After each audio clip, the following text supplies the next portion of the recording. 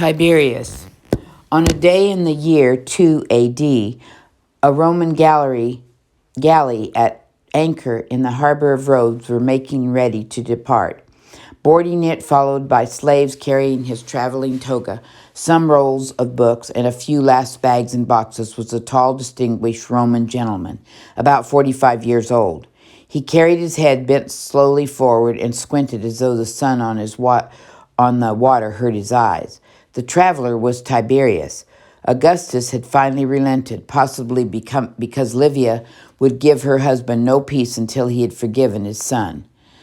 Whatever the reason, Tiberius had received the welcome word that he might return to Rome.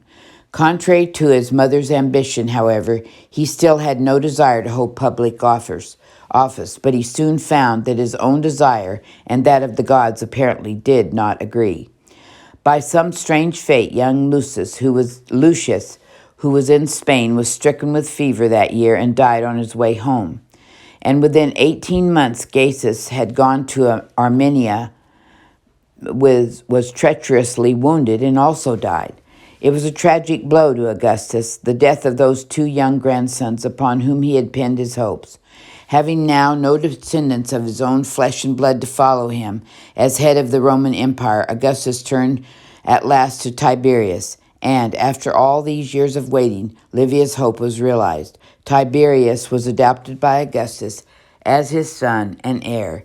Tiberius Caesar would become the second emperor of Rome.